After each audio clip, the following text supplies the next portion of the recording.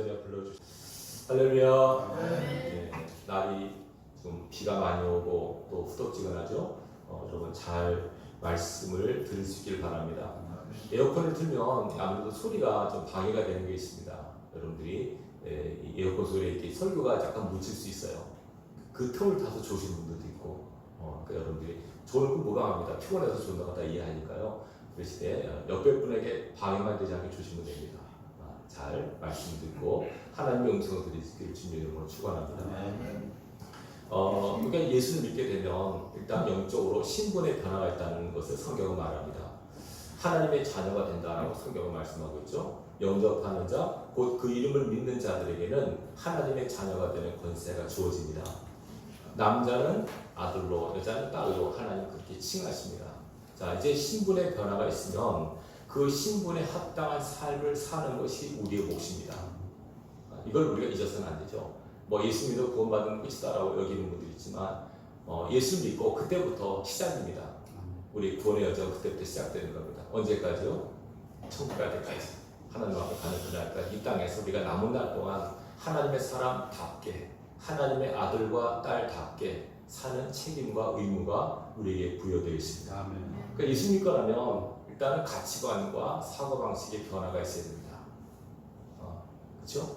자기중심적에서 하나님 중심으로, 이기주의에서 이타주의로 가치관과 사고방식의 변화가 반드시 있고, 그래 되다 보면 뭔가 사람들이 봤을 때 저 사람은 뭔가 달라, 이전과 이후가 달라, 우리 비포 애프터라고 그러죠. 예수 믿기 전과 후가 뭔가 달라, 그런 인식과 느낌을 주셔야 됩니다.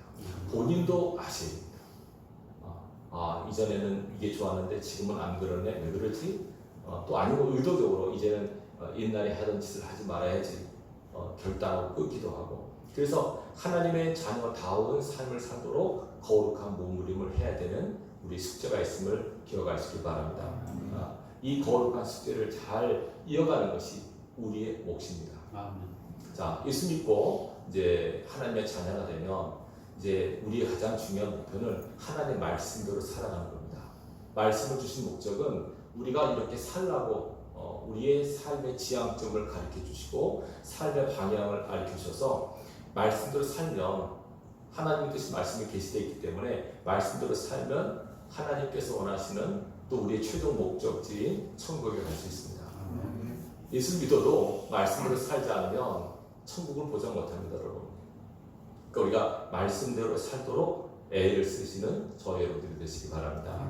근데 우리가 말씀대로 산다는 것이 어렵습니까? 쉽습니까?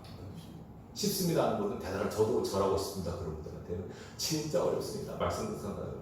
이걸 아시기에 하나님께서는 우리에게 말씀을 순종할 수 있도록 우리에게 영적 도우미를 주셨습니다. 누구시죠? 성령을 주셨습니다. 우리 안에 성령을 주셔서 우리가 하나님의 뜻대로 살 수 있도록 큰 도움을 주십니다. 성령을 보혜사라고, 보혜사란 말은 도우시는 분. 어떤 게 도울까요? 하나님의 뜻대로 살도록 도우시는 분. 죄를 지면 책망을 주시고, 또 말씀대로 순종하면 기쁨과 평강을 주시고, 그렇죠? 이런 은혜를 주십니다. 성령께서 우리 안에 계셔서 우리의 삶을 인도해가도록 하나님 그렇게 하셨어요. 지금은 그래서 우리가 성령 하나님의 시대라고 이해합니다. 이 구분하고 좀 어떨지 모르지만 성령 하나님께서는, 성부 하나님은 창조 주관 섭리하시고, 성자 예수님은 구속 심판하시고, 성령님 우리 안에 내주하셔서 인도 보호 우리를 축복하십니다. 우리 함께 영원히 가십니다. 이게 얼마나 놀라운 일입니까? 그래서 너희가 하나님의 성전인 것과 하나님의 성령이 너희 안에 거하신 것을 알지 못하느냐? 우리가 하나님의 성전이래요. 여러분이 하나님의 성전이래요. 그러니까 육신을 잘 관리하셔야 돼요. 우리 건강해야 되고 몸을 잘 보호하는, 이게 성전이니까. 물론 주인공은 하나님이 계시는 게 제일 중요하죠. 하지만 이 하나님을 담고 있는, 제가 말했지만 하나님을 모시고 있는 이 성전도 잘 관리해야 될 책임이 우리 가운데 있습니다. 그래서 우리가 영육간에 강건하게 원하시는데, 자, 이제 우리 혹시 하나님의 말씀 따라 이 땅을 살아가야 되는데 쉽지 않다고 말씀드렸죠. 왜 쉽지 않느냐? 우리가 거듭난다고 하는 것은 영혼이 거듭나는 것이지, 이전의 육신의 소욕과 육신의 본능은 아직 그대로 있습니다. 예수 믿는다고 그 사람이 하루아침에 확 바뀌어가지고 완전히 180도 바뀌는 것은 쉽지가 않아요. 그런 분도 있어요, 간혹. 그렇지만은 대부분은 이전의 욕심, 이전의 삶의 습관들이 그대로 남아있어요. 이런 것들이 하나님의 자녀답게 사는데 방해가 됩니다. 그래서 이걸 아시기 때문에 성령을 주셔서 성령의 도움을 받아서 하나님 뜻대로 순종하며 살 수 있도록 주님 그렇게 은혜를 주신 겁니다. 오늘 본문의 내용은 이겁니다. 성령을 따라 행하라. 명령입니다. 성령을 따라 살아라. 그러니까 우리 생각, 우리 육신의 소욕이 아니라 하나님의 성령을 따라 살면 성령은 하나님의 영이시기 때문에 하나님의 뜻대로 우리를 인도해 가세요. 그러니까 성령의 감동을 따라 성령의 인도를 따라 살아가면 되는데, 자, 성령의 감동을 따라 살아가는데 제일 방해물이 뭐라고 말씀합니까? 나 자신. 내 속에 아직도 거듭나지 않은 내 육신의 소욕, 육신의 정욕, 세상적인 가치관, 탐심 이런 것들이 하나님의 말씀에 온전히 순종하지 못하게 방해를 한대요. 이것과의 싸움이 신앙생활이에요. 여러분 이런 영적 갈등들을 느껴보셨나요? 제가 여러 번 말씀드렸지만 이런 갈등이 전혀 없으신 분들은 완전히 성령의 사람이거나 아니면은 내가 안에 성령이 계신지 아닌지 전혀 감각이 없는 분이거나 둘 중에 하나예요. 안에 성령이 있으면 이런 갈등이 있어요. 하나님의 뜻대로 살고자 하는 내 속에 깊은 성령의 감동과 또 어느 순간 막 내 맘대로 하고 싶고 막 이탈하고 싶은 그런 나 자신의 모습이 충돌이 돼요. 이것과의 갈등이 신앙의 삶이고 영적 싸움이에요. 오늘 자 뭐라고 말합니까? 자 16절 보십시오. 너희는 성령을 따라 행하라. 그리하면 육체의 욕심을 이루지 아니하리라.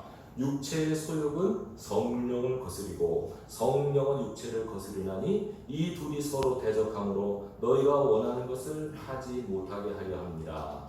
아이러니한 말 아닙니까? 성령께서 가고자 하신 방향하고 내 육신의 소욕하고 서로 충돌을 한대요. 그래서 서로 어긋나게 해서 서로 반대로 가는 거죠. 그렇죠? 이쪽으로 같이 가면 괜찮은데 성령 이쪽으로, 내 육신 이쪽으로 가려고. 그러니까 이렇게 진전이 없는 거예요. 발전이 없고 계속 머뭇거리만 하고 잠깐 퇴보가 돼요. 여러분 육신의 소욕과 성령의 소욕 중에서 어느 게 더 강한 줄 아십니까? 이거 맞추면 제가 점수 드리겠습니다. 육신의 소욕과 성령의 소욕. 네, 육신의 소욕이 강합니다. 육신의 소욕이 강합니다. 왜 그럴까요? 지금 우리는 인간은 땅에서 지음받았습니다. 우리는 육으로 흙으로 지음받은 존재예요. 그렇지만 영은 하나님께로부터 왔어요. 근데 이 지상은 어찌 보면 육의 세상, 물질의 세상이기 때문에 육적이고 물질적인 게 훨씬 강하고 셉니다. 이렇게 다시 말하면 육신의 속이라고 하는 것은 우리가 본능적으로 하고 싶어하는 마음들 있잖아요. 놀고 싶고 쉬고 싶고 먹고 싶고 이런 것들 있잖아요. 이런 것들이 영적 생활하는 것보다 훨씬 강합니다. 소력이. 여러분 한번 생각해보세요. 산중한 삶을 돌아보면서 우리가 영적 삶과 육적 삶을 한번 이렇게 대비를 한번 시켜보세요. 내가 영적 삶을 살았던 순간하고 육적 삶을 살았던 순간하고 한번 비교를 해보세요. 어느 시간이 많은가? 자, 밥 먹는 거, 일하는 거, 사람 만나고 돈 버는 거 다 영적 삶은 아니에요. 그렇죠? 영적 삶은 일단 성경 보고 기도하고 예배하고 찬양하고 전도 이런 것도 영적 삶이죠. 근데 나머지 모든 삶은 육적 삶이에요. 이것이 틀리고 나쁘다는 게 아니에요. 훨씬 우리 삶에 육적 삶이 많아요. 그런 거로 우리는 육적 소욕에 더 강한 이끌림을 받을 수밖에 없어요. 그렇기 때문에 이 싸움이 더 치열한 거예요. 하나님은 육적인 소욕을 인정하시지만 그러나 그렇게 살다가 계속 육을 살면 안 된다. 딱 요한복음 6장 23절에 말씀하셨어요. 살리는 것은 영이니 육은 무익하니라. 내가 너에게 있는 말이 영이요 생명이라 말씀하셨어요. 그러니까 하나님 말씀대로 살면 영적 삶을 사는 게 가능해요. 아주 못 박으셨어요. 육은 무익하다. 육체의 소욕, 육체의 탐심은 쓸모가 없다고 말씀하는 거예요. 하나님 나라에는. 그러니까는 이거 어떻게 합니까? 그러나 우리 살아있는 동안은 육신을 갖고 살잖아요. 여러분 한 예를 들어보세요. 학교 다닐 때 이제 대학 다닐 때 보면 간혹 이제 학교에 등교 나가면 어느 교수님 시간이 휴강이 돼요. 그럼 학생들이 아쉬워할까요? 좋아할까요?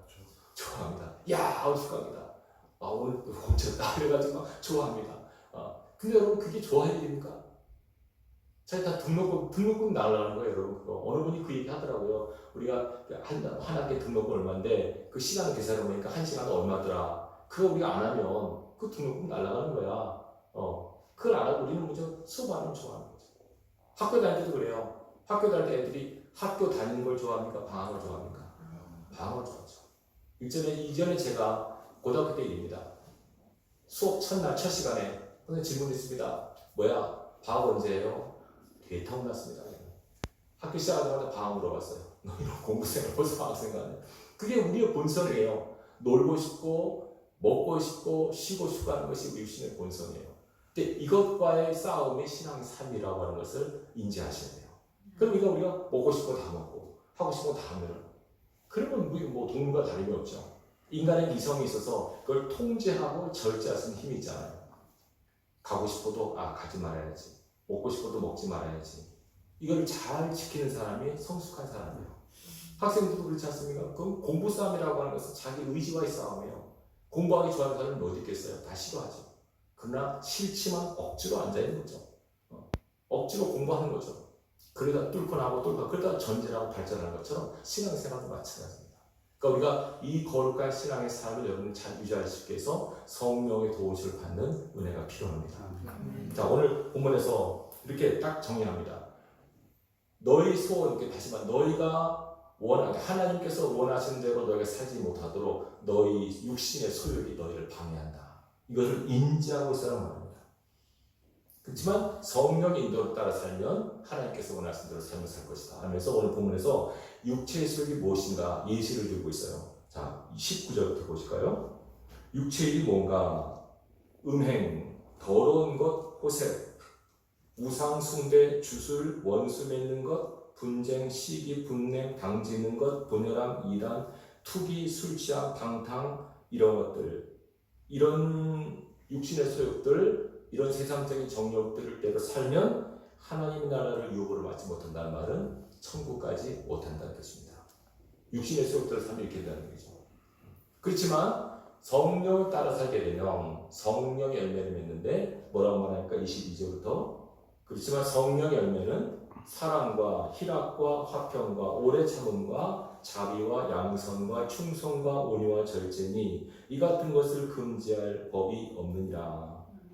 그 어떤 법도 이런 성령의 법을 막을 수 없다는 거죠.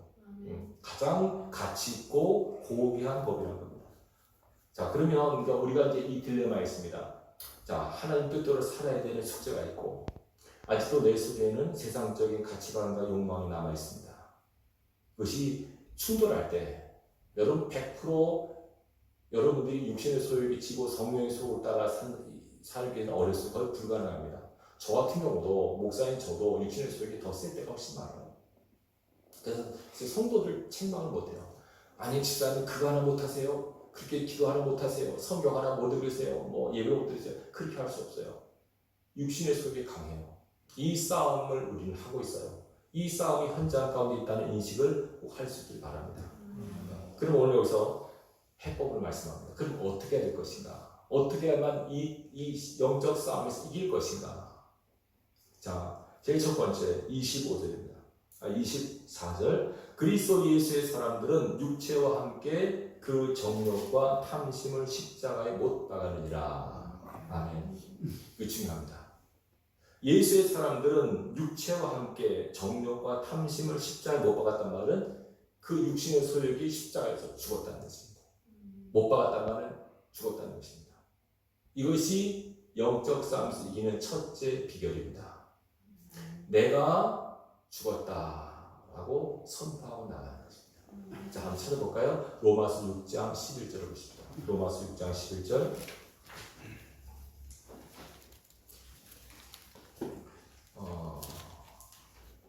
247페이지입니다. 로마서 6장 11절 한 절만 같이 읽겠습니다. 로마서 6장 11절 시작. 이와 같이 너희도 너희 자신을 죄에 대하여 죽은 자요 그리스도 예수 안에서 하나님께 대하여는 살아있는 자로 여길지어다. 아멘. 다시 한번 읽겠습니다. 너희도 너희 자신을 죄에 대하여는 죽은 자요 그리스도 예수 안에 있는 하나님께 대하여는 살아있는 자로 여길지어다. 아까 십자가에 못 박았다는 말이 이겁니다. 나는 예수님 안에서 죽은 자다. 이건 영적 의미가 있다는 걸 기억하시기 바랍니다. 이게 육적 생명이 끊어졌다는 게 아니라 육체 소욕, 육체의 어떤 본능, 탐심, 정욕 이런 것들이 다 십자가에 죽었다라고 믿고 나가는 겁니다. 아시겠죠?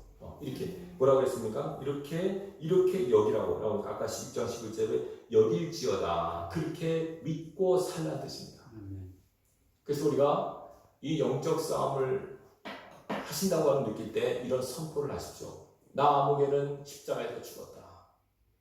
오늘 갈라디아서 2장 20절에 사도 바울이 신앙의 명제라고 할 수 있는 이것이 신앙이라고 할 수 있는 저희 갈라디아서 2장 20절입니다.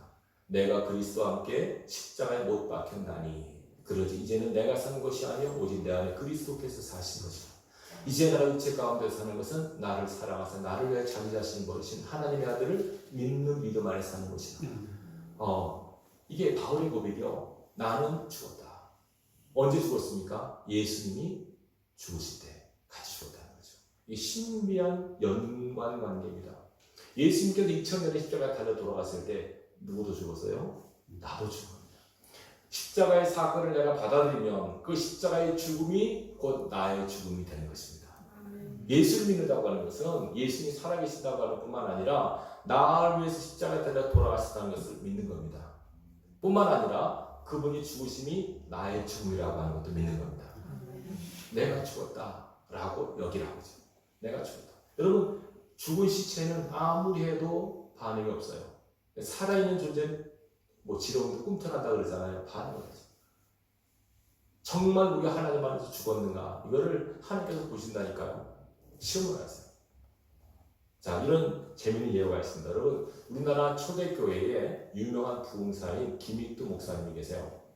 그 1897년에 황해도 안압군 대원면 평촌리에서 태어났어요. 제가 이거 외우느라 힘들었습니다. 네, 태어났어요.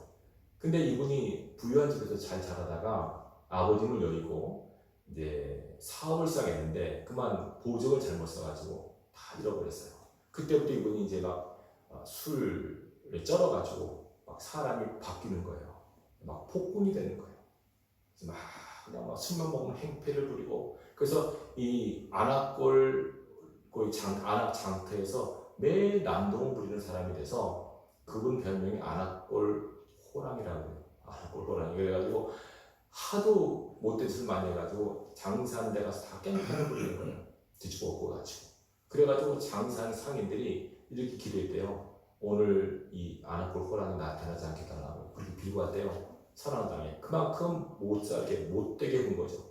그러지 않은 사람인데 술 먹으니까 이게 타락을 하고 방종을 하게 된 거죠. 그래서 완전히 깡패란 호칭을 얻고 그렇게 불량배로 살았어요. 그런 그가 어느 날 스왈렌 선교사님, 여선교사님인데 이분이 우리나라 와서 복음을 전하고 있었어요. 전도를 주면서 예수 믿으라고 하니까 이 김익두 목사님도 준 거예요. 이 청년 김익두한테 준 거예요. 예수 믿으라고. 그러니까 이분이 곧게 받겠어요. 전도를 딱 받아들고는 코를 횡 풀어버렸어요. 기분 나쁘죠? 이게 뭐야? 니까지 이게 뭐야? 우리가 서양 예수를 믿으라고 이러면서 코를 팽 풀어버렸어요. 그래서 성경에 놀래가지고 하나님 말씀을 적힌 종이로 코를 풀면 코가 썩습니다. 이렇게 얘기를 한 거예요. 코가 썩는다. 그러니까 이분이 무슨 그런 말도 안 되는 소리 하냐고 무시하고 갔어요. 근데 이상하게 그날 밤 코가 썩는다고 자꾸 그 말이 맴도는 거예요. 코가 썩는다고 이상하게 계속 코가 썩는다는 말이 들어가죠. 자다 코를 계속 만져봤죠. 계속 코 안 썩나 거울을 보고 그래가지고 막 이것 때문에 막 밤새 막 고민을 한 거예요. 그래 다음날 찾아가서 그 박태환이라는 친구를 찾아가서 어떻게 하면 좋겠느냐 그래가지고 그 성경사를 인도받아서 그때 회심을 해요. 이분이 깡패 김익두가 이제 거듭난 하나님의 사람 김익두로 바뀌게 되는 거죠. 그런 역사가 있었어요. 근데 이분이 제일 먼저 회심하고 나서 한 게 뭐냐면 나 김익두는 죽었다 라고 선언하고 부고장을 만들어서 그 안악 장터에도 돌렸어요. 상인들한테. 그 상인들이 뭔가 받아보니까 김익두가 죽었다는 거예요. 얼마나 좋아해서 막 잔치를 벌여. 야, 김익두 깡패가 죽었구나 막 좋다고 막 이러는데 딱 김익두가 성경을 갖고 나타나는 거예요. 깜짝 놀라가지고 아니 죽었다면서 왜 살아나? 이게 뭐냐 보니까 나 예수 믿고 나 이제 거듭나 새 사람이 됐어. 이전에 나 김익두는 죽었어. 사람들이 거짓말 말하고 막 물도 뿌리고 장난도 했어요. 근데 뭐 그것도 안 하는 거예요. 그래 그렇게 이제 회심한 상태로 살아가는데 그래도 이 김익두 목사님 속에는 꿈틀거리기 있잖아요. 거듭나지만. 그래가지고 이분이 이렇게 이런 일이라고 했어요. 속에서 막 죄성이 올라올 때, 막 옛날에 그 불량의 기진이 나올 때, 막 화가 치밀고 막 이럴 때, 막 욱한 것이 올라올 때 이렇게 말했대요. 야, 김익두, 너 왜 살아났어? 아직 예수님 재림 나팔도 안 보고 너 왜 살아났어? 이렇게 자기 자신을 명명했다는 거예요. 그리고 자기 자신을 죽였다는 거죠. 그리고 이런 재미는 일어났어요. 이분이 부흥의 목사가 돼서 부흥 집회를 하러 가는데 어느 산 고개를 넘어가다가 더운 여름날에 너무 더워서 옷을 벗고 잠깐 그늘에 쉬고 있었는데 저 반대편에서 어떤 사람이 술 취한 사람이 흐느적 올라오더래요. 그러더니 자기 딱 보더니 술이 이렇게 취해가지고 자기 딱 보더니 너 왜 나보다 먼저 왔어? 이러더래요. 다짜고짜 막 때리는 거예요. 김익두 목사님 막 때리는 거예요. 이유도 없이 자기보다 먼저 왔다는 이유로. 그리고 김익두 목사님 그 매를 쳐서 다 맞았대요. 반항하고 다 맞았대요. 한참 때려서 이러는데 지치고 나니까 김익두 목사님 이렇게 물었답니다. 형님 다 때렸어? 다 때렸다 어쩔래? 그러니 내가 누군지 아요? 네가 누군데? 나 김익두요. 그러니까 그분이 새파랗게 지는 거야. 유명한 분. 나 김익두니까 그 다음에 그 말을 듣고 술이 확 깨면서 벌벌벌 떠는 거예요. 딱 멱살 다치면서 옛날 같으면 당신이 어디서 장례를 치렀어. 예수는 내가 믿고 보고 자네가 받았네. 그랬더니 그럼 어떻게 하면 좋겠습니까? 뭘 어떻게 나 따라와? 그래가 따라와서 예수 믿고 장로가 됐다는 거예요. 진짜 있었던 일입니다. 그분이 1910년대 40년대까지 우리나라 초기에 부흥을 일으켰던 유명한 목사님이십니다. 사람이 거듭나도 육신의 소욕은 남아있어요. 그것과의 싸움이 신앙의 싸움이에요. 우리가 예수 믿고 승리하는 방법 중에 하나는 내가 죽었다고 믿고 살아가는 것입니다. 우리 속에 육신의 소욕이 올라올 때마다 미움과 원망과 낙심 이런 것이 올라올 때마다 하나님 앞에 나는 죽었다. 나 아무개는 십자가에 못 박혔다 라고 이렇게 선언하고 사실 때 사단이 더 이상 우리 속에 역사를 못합니다. 사단은 우리의 변하지 않은 본성을 건드리거든요. 너 이래도 화나? 너 이래도 낙심이 안 돼? 너 이래도 억울하지 않아? 그렇게 찌르는 거죠. 사람과 사건을 하면서. 그때 막 찌를 때 우리가 아직도 살아있으니까 이거 어떻게 반응을 하는 거죠. 막 속상해. 화가 나고 그래. 근데 이게 내가 살아있다는 증거 아닙니까? 그럴 때 어떻게 합니까? 아까 김익두 목사처럼 너 왜 아직도 살아있고 들거려? 너 죽었잖아. 너 십자가 함께 죽었잖아. 예수님과 함께 죽었잖아. 너 아직 재림 나팔도 안 보고 왜 너 벌써 살아서 움직이려고 그래? 이렇게 선언하고 나갈 때 이길 수 있는 비결이 되는 것입니다. 이 싸움이 승리시는 겁니다. 지식은 안 돼요. 근데 육신의 성은 그만큼 강합니다. 예수님도 인정하셨어요. 예수님도. 그래서 여러분 예수님이 십자가에 달리기 전에 겟세마네 동산에서 기도하셨잖아요. 그렇죠? 제자들한테 뭐라고 했습니까? 내가 기도할 때 너희도 기도하고 있으라. 그냥 그들이 잤어요. 예수께서 뭐라고 하십니까? 마음은 원이로되 육신이 약하도다. 아직도 육신의 소욕을 이길 만한 힘이 약한 거예요. 마음만 갖고 안 되는 거잖아요. 하나님의 능력 안에 있을 때 이 육신의 소욕을 이길 수가 있는 것입니다. 이 첫 번째 비결임을 기억하시기 바라고, 두 번째는 여기 나와 있지 않지만 사도 바울의 노하우가 있습니다. 한번 찾아볼까요? 로마서 7장 보십니다. 로마서 7장 말씀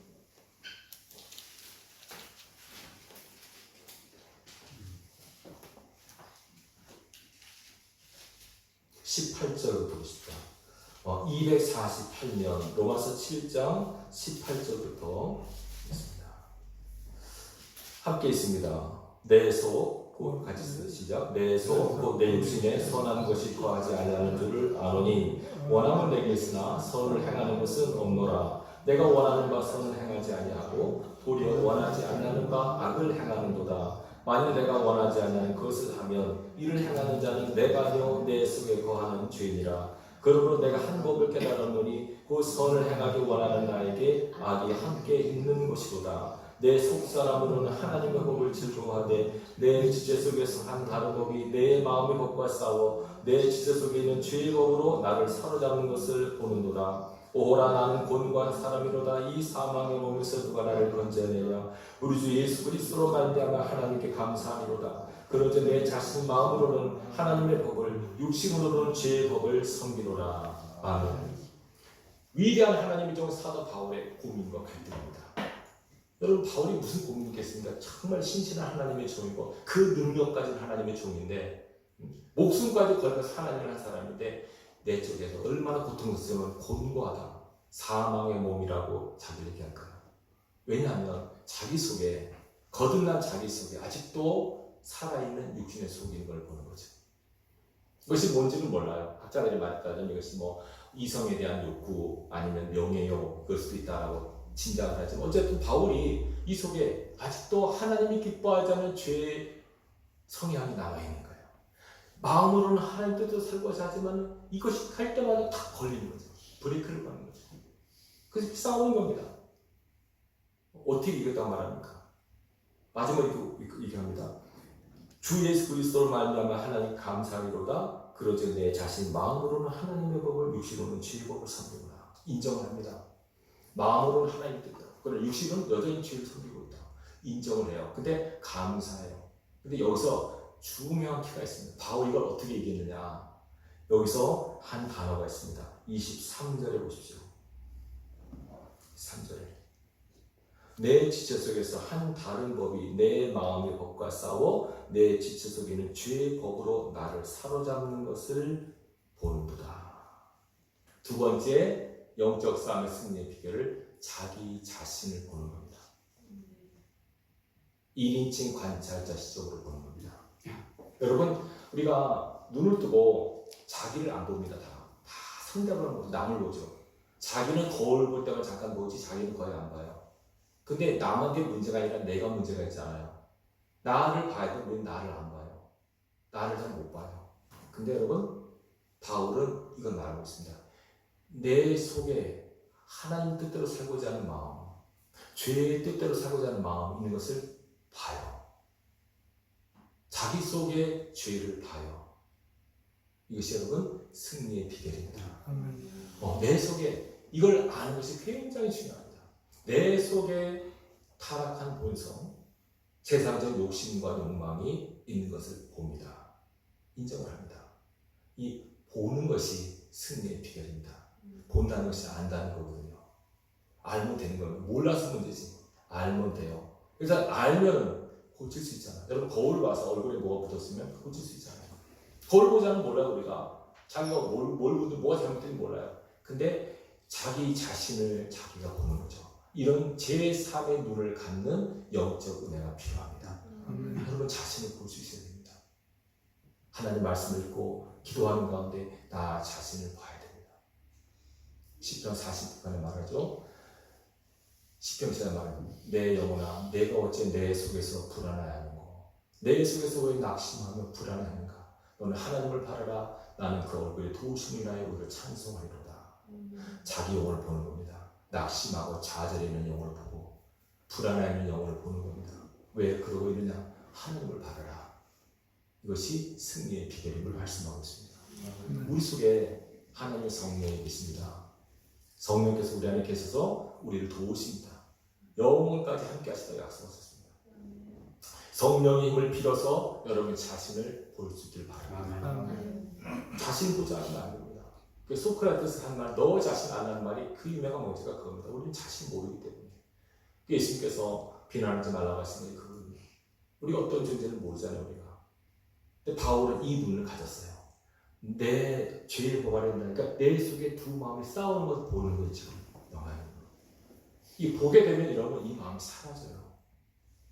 베트남 승려, 팀낙한 승려가 화란 책을 써서 수많은 책이 팔렸잖아요. 화를 다 쓴 거 어떻게 하는지 아세요? 자기 속에 화를 버려요. 분노가 일어날 때 그 분노를 버려요. 제3의 모습. 그게 사라진대요. 저는 왜 기독교인이 그런 걸 몰랐을까? 근데 바울은 이걸 알 거죠.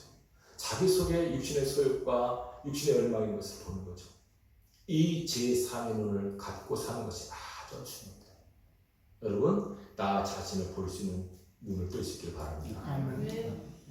여러분 보세요. 여러분 요새 뭐 TV에 전지적 시점이라는 프로그램 있죠. 그거 보는 거예요. 자기를 보는 거예요. 내가 어떤 거, 내가 아침에 일어나서 뭐 하고 어떻게 하면 자기를 보는 거예요. 하나님께서 보고 계신다니까 지금 우리 CCTV가 우리를 보듯이 하나님 다 보고 계세요. 우리가 아침에 일어나서 제일 먼저 하는 게 뭐지? 생각하는 거죠. 내가 마음속에 무엇이 떠오르지? 내가 뭘 제일 먼저 하지? 내가 무슨 말을 하지? 그러니까 자기 자신을 자꾸 볼 수 있는 눈을 갖게 해달라고 기도하시기 바래요. 남을 비난 못하고 하나님의 도우심을 요청. 내가 이렇게 한심하구나. 내가 이렇게 정말 무능하구나. 내가 이렇게 어리석구나. 처절히 깨닫습니다. 그래서 바울이 오호라 나는 곤고한 사람이로다. 이 사망의 몸에서 무한하를 건져낼 것인가. 바울의 고백이 우리의 고백이 돼야 돼요. 실패한 고백이 아니에요, 여러분. 죄로 인하여 애통하는 마음이 바로 성공할 수 있는 여지가 있는 사람들. 죄에 대한 인식이 늘 깨어 있어야 됩니다, 여러분. 그래야만 사탄과 싸울 수 있죠. 나 자신과 싸울 수 있죠. 우리는 철저한 영적 싸움의 현장 가운데 있다는 것을 잊어서는 안 됩니다. 사단은 우리에게 죄를 짓게 함으로 이 죄를 빌미로 우리를 공격합니다. 우리의 죄와 싸워 이기만 하면 사단의 공격으로부터 자유로울 수 있습니다. 말씀과 믿음으로 굳게 서면 이길 수 있습니다. 사단 우리 마음 꺾어놓잖아요. 실망, 좌절, 낙심하잖아요. 환경을 통해 사람을 통해서 그 우리가 이겨내십니다. 말씀과 기도 이겨내지 않으면 우리 또 집니다. 근데 여러분의 목사님 또 졌는데 아닙니다. 이건 계속 저도 집니다, 여러분. 저도 계속 회개합니다. 또 못 이겼네. 계속 저도 집니다. 그러나 이기신 하나님을 믿고 또 나가는 겁니다. 다시 일어나서 또 길을 걸어가는 겁니다. 넘어질 수 있고 쓰러질 수 있고 그러나 의인은 7번 넘어지도 다시 일어납니다. 또 그 길을 걸어갑니다. 말씀 붙들고 표대를 향하여 계속 걸어갈 때 우리 이김을 주는 주님께서 우리를 맞아주실 것입니다. 비록 그 길을 가는 동안 우리가 상처 투소가 될 수도 있죠. 그러나 주님께서 치료하십니다. 상한 갈대 꺾지 아니하시고 꺼져 같은 물도 끄지 아니하시고 우리 모든 아픔과 고통을 싸매신 하나님, 이 치유하신 하나님의 은혜가 그에 필요한 겁니다. 여러분 승리할 수 있도록 하나님께서 오늘도 우리를 도우십니다. 우리 안에 거룩한 성령으로 우리 함께 하심을 믿고 이 영적 싸움에서 꼭 승리하길 바랍니다. 두 가지입니다. 첫째 뭐라고요? 여러분이 하나님의 자녀, 나는 죽었다라고 선포하십시오.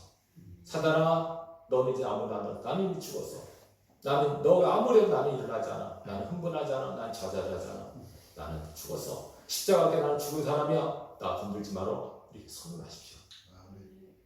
그래 또 건들잖아요. 그럼 여러분 자신 보십시오. 그 속에 이거 아직도 살아있구나. 하나님 어떻게 하면 좋습니까? 이거 처리해 주십시오.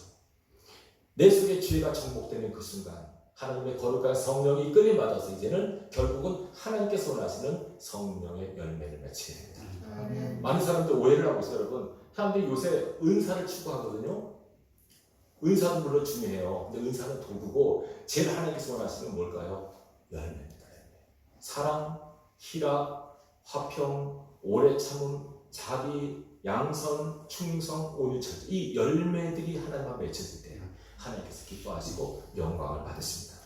열매 없는 무화과나무, 포도나무를 책망하신 것을 기억하십시오. 하나님 앞에 드릴 것이 있는 삶을 살기 위해서 여러분 이 영적 싸움에서 반드시 이기시기 바랍니다. 승리할 수 있습니다, 여러분. 반드시 이깁니다. 예수님이 이기셨잖아요. 이걸 여러분들 기억하시고 우리 이김을 주는 하나님을 믿고 바라보면서 쓰러지고 넘어져도 다시 일어나고 또 일어나서 하나님께서 원하시는 그 길, 이것이 주께서 우리에게 승리를 약속하신 길입니다. 말씀하셨죠? 십자가를 지라고. 그 대신에 십자가를 지게 살 것이다. 너를 부인해야 된다. 부인한다는 게 뭐고요? 자기를 처복주시는 겁니다. 나를 부인하지 않으면 십자가 못 집니다. 이거 못 지겠네. 이거 힘도 못 지겠네. 그러나 부인할 때 십자가를 집니다. 여러분에게 감당할 수 없는 십자가는 안 지어주십니다. 십자가의 무게가 무겁게 느껴질지라도 내가 합당한 십자가야. 내가 질 수 있어. 이길 수 있어. 믿고 나갈 때 도우신 하나님의 능력이 여러분 가운데 임하게 될 것입니다. 말씀 듣고 힘을 내서 이번 한 주간도 하나님 뜻대로 순종하는, 그래서 승리의 열매를 거두는 저 여러분에게 주님의 이름으로 축원합니다. 기도하겠습니다.